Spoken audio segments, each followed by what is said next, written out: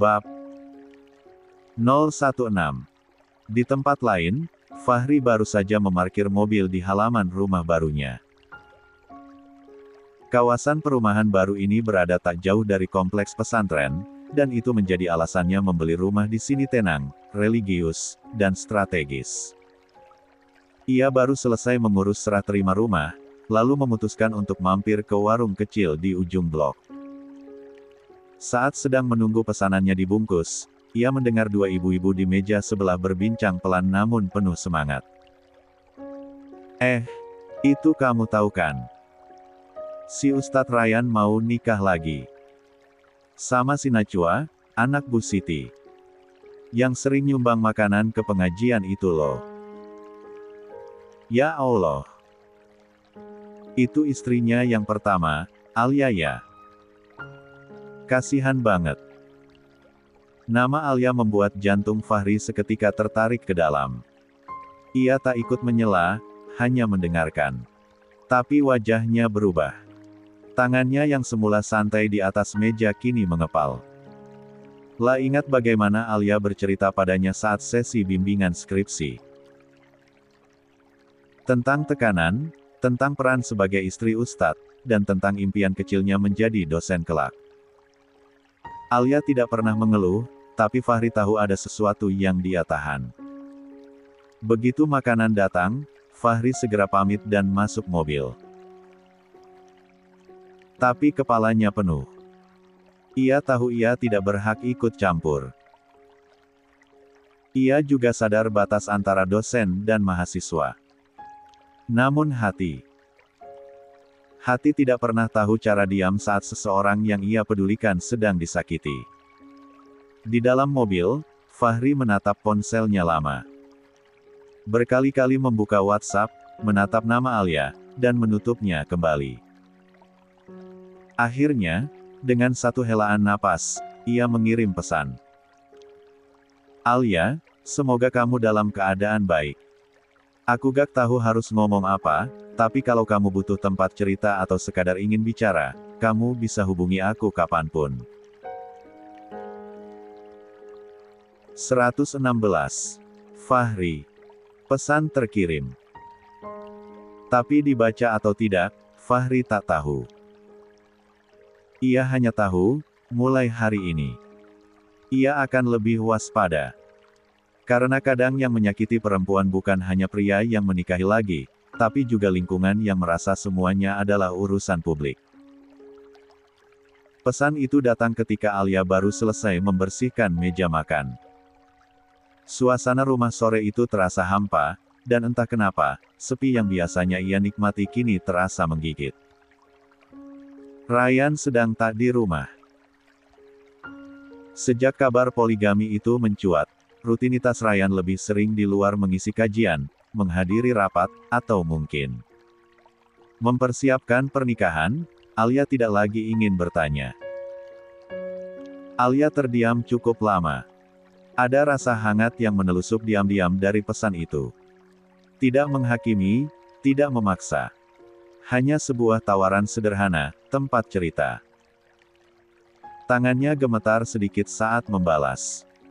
Assalamualaikum, Mas Fahri. Terima kasih atas perhatiannya. Alhamdulillah aku baik, semoga Mas juga. Demikian. Dan selamat atas rumah barunya, aku dengar rumah kamu di perumahan dekat pesantren. Wah, kita jadi tetangga, ya. Tapi mohon maaf, aku belum bisa banyak cerita. Rasanya belum pantas membawa urusan pribadi ke obrolan kita.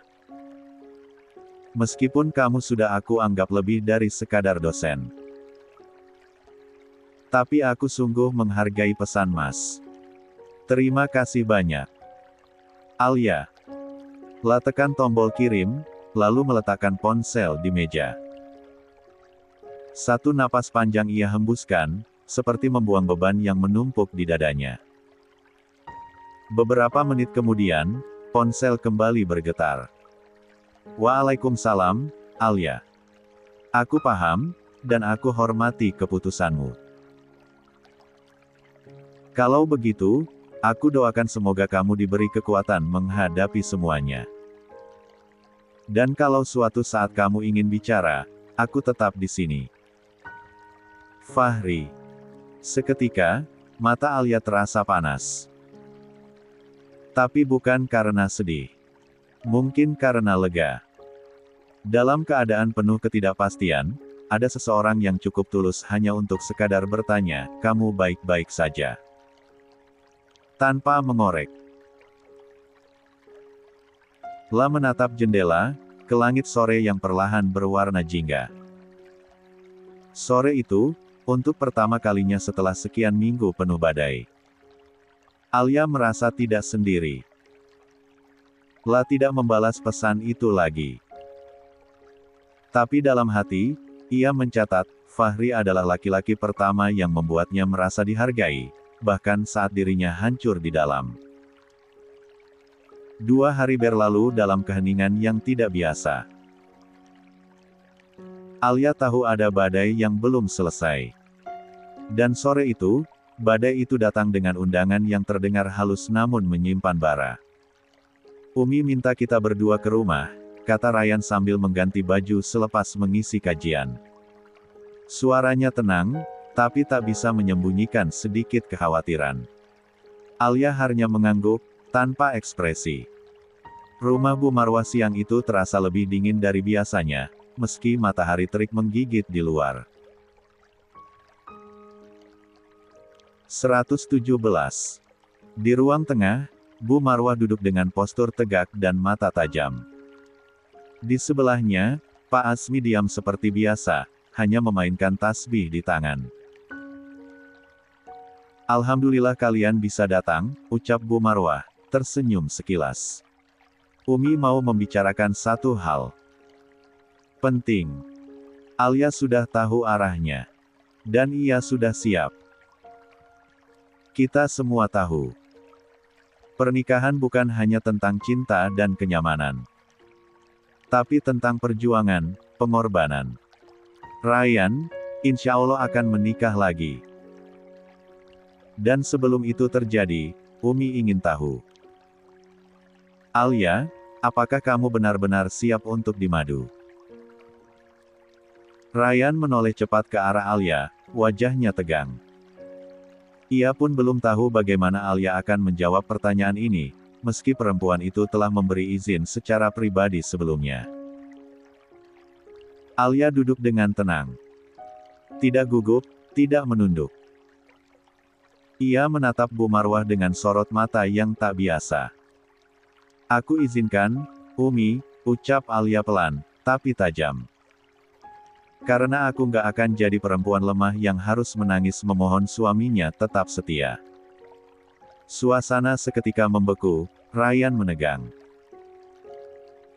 Bu Marwah mengerutkan dahi. "Aku tahu diriku. Aku tahu harga diri aku. Jika Ryan merasa nyaman dengan wanita lain, silakan.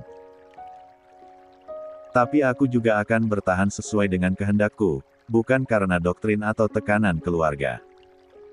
Kalau dulu aku diam, lembek, dan selalu berusaha menyenangkan semua orang, maka itu bukan aku yang sekarang," lanjutnya. "Aku akan bertahan selama aku mau, dan aku akan pergi ketika aku sudah merasa cukup. Tidak lebih. Tidak kurang." Bu Marwah tampak terguncang, tapi berusaha menahan ekspresinya. Pak Asmi menatap Alia dengan pandangan yang sulit ditebak, entah kagum atau khawatir. Ryan tampak ingin berkata sesuatu, tapi tidak ada yang keluar dari mulutnya. Alia bangkit dari duduknya. La menatap suaminya sejenak, lalu kembali menatap ibu mertuanya. "Aku sudah cukup sabar, Umi. Jangan paksa aku untuk sabar dengan standar orang lain." Dan dengan langkah tenang tapi mantap, Alia meninggalkan rumah itu. Suasana di ruangan itu mendadak senyap. Hanya suara detik jam dinding yang terdengar menggema. Ryan masih terpaku. Dan untuk pertama kalinya, Bu Marwah tidak mampu berkata-kata. Hari itu, mereka sadar, Alia bukan perempuan yang bisa diremehkan lagi. Seminggu telah berlalu sejak percakapan terakhir di rumah Bu Marwah. Seminggu yang sunyi, seminggu yang hambar, seminggu yang membuat segala sesuatu terasa seperti lorong gelap tanpa akhir. Tidak ada lagi diskusi di meja makan. Tidak ada lagi tanya kabar. Tidak ada pelukan saat pulang. Tidak ada tatapan mata, apalagi senyuman. Alia dan Ryan, pasangan yang dulu dijodohkan dengan gegap gempita, kini bagai dua orang asing yang terjebak dalam satu rumah. Di rumah Bu Siti, suasana justru sebaliknya.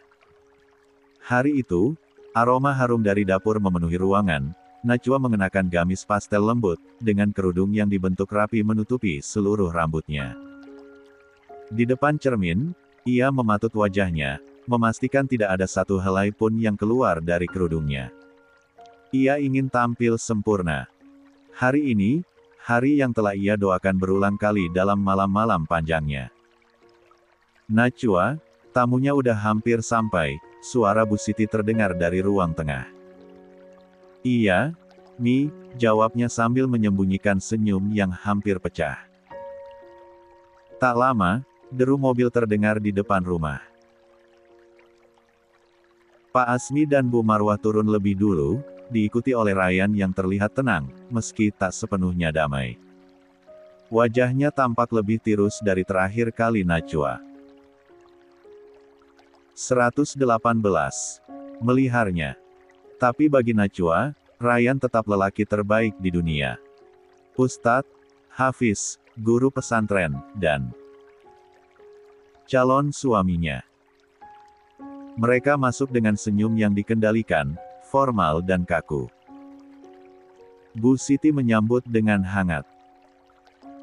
Ruang tamu kecil itu menjadi saksi pembicaraan besar. Bu Marwah membuka percakapan dengan suara tenangnya, kami datang ke sini dengan maksud baik. Insya Allah, dengan niat yang sama-sama tulus karena Allah. Pak Asmi melanjutkan, anak kami, Ryan, hendak meminang putri ibu. Najwa menunduk, menahan gejolak di dadanya yang meletup-letup seperti kembang api. Ia ingin menangis, tapi bukan karena sedih. Ini bahagia. Bahagia yang tidak mampu dilukiskan. Saya menerima, jawab Bu Siti singkat. Matanya menatap Najwa penuh haru. Senyum Ryan kecil, nyaris tidak terlihat.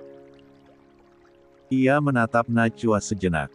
Ada rasa bersalah di sana. Senyum Ryan kecil, nyaris tidak terlihat. Ia menatap Najwa sejenak. Ada rasa bersalah di sana. Namun juga ada kepasrahan. Ia telah sampai di titik ini. Titik di mana ia memutuskan untuk menempuh jalan yang bahkan ia sendiri tak yakin sepenuhnya.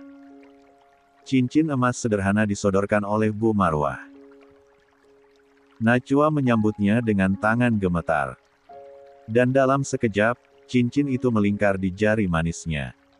Meski tidak ada pelukan, tidak ada tangisan bahagia, Najwa merasa seperti sedang berada di atas awan. Lah tidak peduli bahwa ia hanya yang kedua. Yang penting, ia yang dipilih.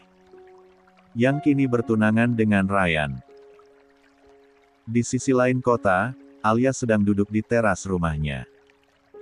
Ditemani secangkir teh yang sudah dingin. Pandangannya kosong menatap langit yang mulai berwarna jingga. Burung-burung terbang pulang ke sarang. Suasana senja yang dulu membuatnya tenang, kini hanya memperjelas betapa sepinya hidupnya. Ponselnya berbunyi. Satu pesan masuk dari grup kajian. Masya Allah, kabar bahagia. Ustadz Ryan akan menikah lagi. Semoga rumah tangga beliau selalu dalam keberkahan. Alia menatap pesan itu cukup lama. Ia tidak tersentak. Tidak marah. Tidak menangis. Ia hanya membaca, lalu menutup aplikasinya. Ryan belum pulang. Dan ia tidak bertanya-tanya. Tidak seperti dulu saat jam 7 malam saja belum ada tanda kehadiran suaminya. Ryan, dalam benaknya kini, hanyalah nama dalam dokumen. Seorang ustadz yang baik di depan banyak orang. Tapi bukan lagi suami dalam hatinya. Malamnya, Ryan pulang lebih larut. Tidak ada sapa dari Alia. Ia masuk ke kamar tanpa sepatah kata. Paginya, mereka sarapan dalam diam. Tak ada ucapan selamat pagi. Tak ada obrolan ringan. Hanya suara sendok dan piring. Lalu Alia berkata pelan, "Selamat atas lamarannya." Ryan berhenti mengunyah, lalu menatap Alia, tapi perempuan itu tidak menatap balik. "Terima kasih," ucapnya lirih. Tak ada ledakan. Tak ada air mata. Hanya kalimat singkat yang terdengar seperti "selamat tinggal." Dalam hati Ryan, ada lubang besar yang tidak bisa dijelaskan. Ia mengira ini akan terasa ringan setelah Alia mengizinkan. Tapi ternyata, semua terasa hampa. Sementara Najwa sedang menulis di buku jurnalnya malam itu. "Hari ini aku dilamar oleh lelaki impianku. Semoga Allah ridha. Semoga aku bisa menjadi istri yang lebih baik dari yang pertama. Aku akan sabar. Akan lemah lembut. Akan menjadi surga untuknya." 119. Najwa memeluk buku jurnalnya. Ia tidak sabar menjadi istri Ryan. Bahkan jika harus berbagi. Karena ia yakin, cinta Ryan padanya akan tumbuh, pelan-pelan. Yang tidak ia tahu, cinta bukan soal giliran. Dan kebahagiaan tidak bisa dibangun dari puing-puing hati orang lain. Dan Alia, perempuan yang dulu lembut dan penurut, kini perlahan tumbuh menjadi sosok yang bahkan ia sendiri belum kenali sepenuhnya. Tapi satu hal yang ia tahu pasti. La tidak akan lagi bertahan demi orang lain. Demi nama. Demi citra. Demi mertua. Demi masyarakat. Ia akan bertahan jika ia mau. Dan ia akan pergi, jika ia merasa cukup. Dan malam itu, saat Ryan tidur di sisi ranjang yang sama, Alia justru membuka laptopnya. Menulis sesuatu yang bukan sekadar status atau jurnal. Tapi mungkin, rencana masa depan baru. 120. Desas-desus tentang pernikahan kedua Ryan menyebar cepat, melebihi kilatnya berita politik di grup chat RT. Sebagai seorang ustadz muda dengan citra religius dan sering mengisi kajian di berbagai tempat, kabar itu sontak menimbulkan geger di kalangan masyarakat. Poligami selalu menjadi isu sensitif, dan kali ini masyarakat tidak hanya memperbincangkan, tapi juga terbelah. Sebagian besar ibu-ibu pengajian yang selama ini mengidolakan sosok Ryan sebagai panutan, merasa kecewa. Mereka merasa dibohongi oleh citra alim yang ditampilkan Ryan. Kok tega ya? Istrinya masih muda, cantik, pinter, taat. Masih juga nikah lagi. Ujar Bu Lilis, salah satu ibu pengajian yang dikenal cerewet namun tajam pengamatannya. Kalau dia bukan ustadz, saya mah bodo amat. Tapi ini, ustadz loh. Harusnya jadi contoh, bukan malah ngikutin hawa nafsu. Tambah Bu Nani dengan nada tinggi saat kajian mingguan di Musola Al-Huda. Sementara itu, ada juga kelompok yang membela keputusan Ryan. Poligami itu halal. Selama adil, sah-sah saja, bela Pak Zaki, salah satu jamaah pria yang biasa menjadi tim sukses tidak resmi Ryan. Mungkin istri pertamanya ada kekurangan. Kita nggak tahu dalamnya rumah tangga orang, kata Budiah, dengan nada bijak yang tidak sepenuhnya menutupi rasa penasaran. Namun yang menjadi sorotan besar adalah fakta bahwa istri kedua Ryan bukan orang asing bagi lingkungan sekitar. Najwa, putri sematawayang Bu Siti, adalah mantan calon menantu ideal di mata sebagian warga. Ia dikenal lembut, pintar, dan sangat aktif dalam kegiatan keagamaan. Maka ketika akhirnya Ryan akan menikahi Najwa, spekulasi pun bermunculan. Jadi ini semua rencana lama ya? Dulu gagal, sekarang diambil juga. Istrinya masih hidup loh, celetuk Bu Rika dengan nada tajam saat menjemur pakaian sambil mengintip status Facebook Alia. Sementara Alia, perempuan yang paling terdampak, tidak banyak bicara. Ia tetap berangkat kuliah, tetap mengurus tugas rumah tangga, dan tetap tersenyum saat menyapa tetangga. Namun semua itu hanya kulit luar dari hati yang sudah tidak ingin berjuang. Postingan Instagram Alia yang menampilkan kutipan bijak tentang melepaskan dan membiarkan segala sesuatu berjalan sebagaimana mestinya, menjadi bahan spekulasi netizen lokal. Kasihan banget ya si Alia. Padahal dia udah nurut, masih ditinggal juga, komen salah satu akun di kolom komentar. Makanya, jangan nikah karena dijodohin. Lihat tuh hasilnya, sahut akun lain. Masjid pesantren yang biasanya dipenuhi jamaah dan santri kini mulai tampak sibuk dengan kegiatan yang sedikit berbeda. Terpal putih dibentangkan di halaman, karpet digelar, dan beberapa panitia dari keluarga besar Bu Marwah serta relawan pesantren mulai mempersiapkan pernikahan sederhana yang akan digelar akhir pekan ini, pernikahan Ryan dan Najwa. Bu Marwah sibuk memberikan arahan pada ibu-ibu pengajian yang turut membantu menyiapkan konsumsi. Nasi kebulinya jangan terlalu berminyak, Buyah. Ustadz Ryan kurang suka, ujarnya sambil menulis daftar tamu yang akan diundang. Di balik semua kesibukan itu, tampak wajah Bu Marwah bersinar bahagia bukan main. Harapan lama akan Najwa menjadi menantunya akhirnya terkabul.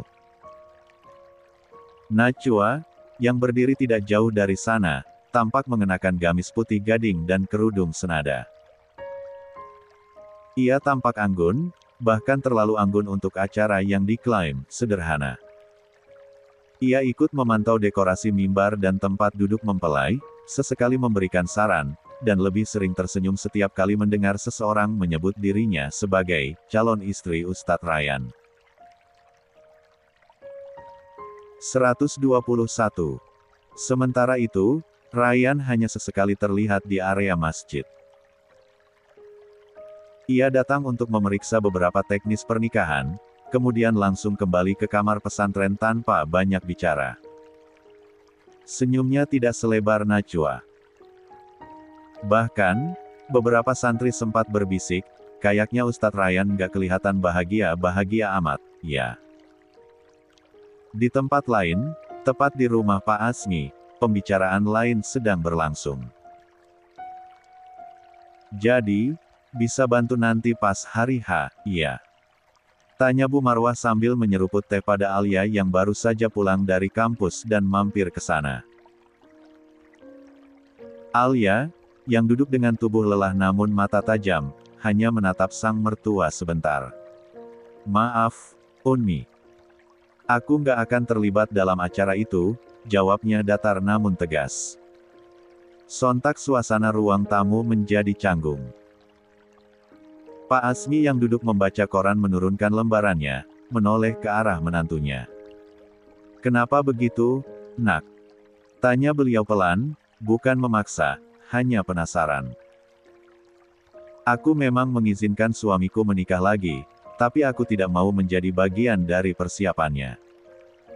Aku nggak merasa punya kewajiban untuk membantu membuat pernikahan suamiku dengan perempuan lain menjadi sempurna, jawab Alia dengan suara tenang, namun mengandung api yang halus membakar. Bu Marwah menarik napas, jelas tidak puas dengan respons itu. Kamu jangan terlalu terbawa perasaan, Alia.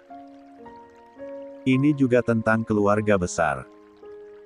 Kamu masih istri pertama.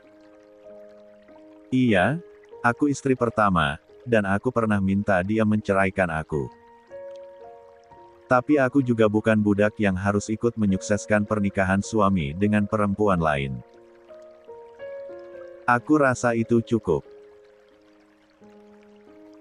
Tidak ada lagi kata dari mulut Bu Marwah. Hanya tatapan jengkel yang tidak bisa disembunyikan, walau ia tetap berusaha memasang wajah beriman. Alia bangkit dari duduknya, membawa tas kerja kecilnya. Kalau nggak yang penting lagi, aku pamit dulu. Banyak laporan seminar yang harus aku selesaikan. Begitu Alia keluar dari rumah, Bu Marwah menghempaskan tubuhnya ke kursi. Lihat, Bi, sikapnya makin hari makin tidak hormat, gumamnya pada suaminya. Pak Asmi hanya memandangi pintu yang baru saja tertutup. Dalam hati, ia tahu bahwa yang tidak adil bukan Alia. Tapi ia memilih diam. Ia selalu memilih diam. Sementara itu, di dalam mobil yang mulai menjauh dari rumah mertuanya, Alia menatap kosong keluar jendela.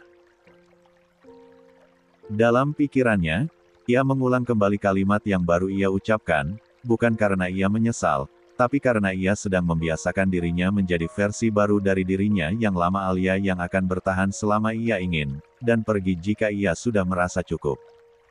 2 hari berlalu. Hari itu langit sedikit mendung, seakan turut menyelubungi suasana yang abu-abu di pesantren yang biasanya dipenuhi ceramah penuh semangat dan tawa santri. Masjid utama telah dihias seadanya.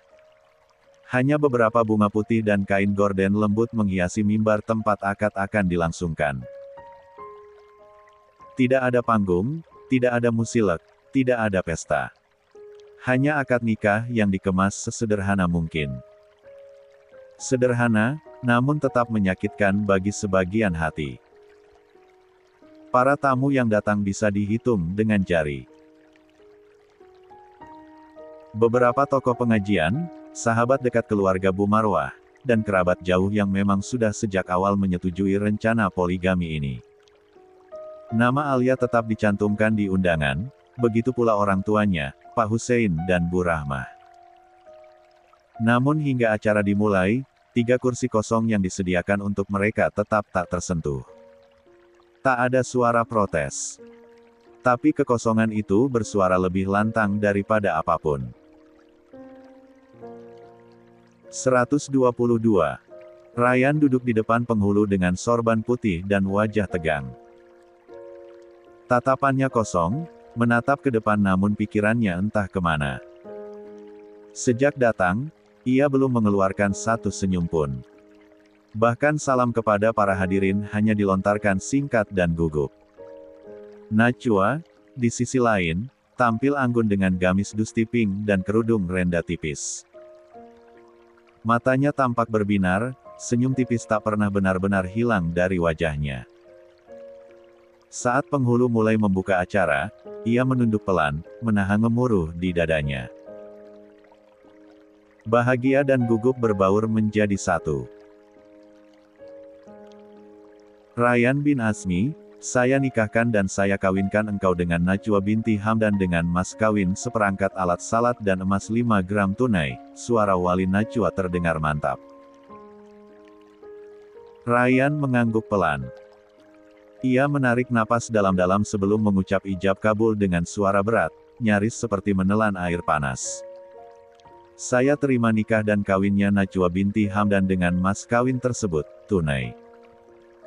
Sah. Para saksi mengangguk. Beberapa hadirin mengucap, Alhamdulillah. Tapi tidak semua senyum, bahkan sebagian hanya terdiam, seakan tak yakin dengan apa yang baru saja terjadi. Najwa memejamkan mata sejenak. Ia sah. Ia istri Ustadz Ryan sekarang. Tapi di dalam hatinya, masih ada lubang kecil yang tak bisa diisi. Ryan bukan miliknya seutuhnya. Sementara itu, jauh dari keramaian pernikahan itu, Alia berdiri di pinggir pantai bersama Mira, sahabatnya. Angin laut menerpa wajahnya, membelai rambutnya yang dibiarkan terurai dalam jilbab berwarna krem yang longgar. Tangannya memegang es krim, matanya menyipit menatap ombak. "Jadi, hari ini?" tanya Mira pelan. Alia tidak langsung menjawab. Ia hanya mengangguk sambil tersenyum miris. Di masjid pesantren. Undangan terbatas. Bahkan bapak dan ibu nggak datang, lanjutnya. Mira menatap sahabatnya dengan campuran simpati dan kekaguman. "Kamu kuat banget, Al."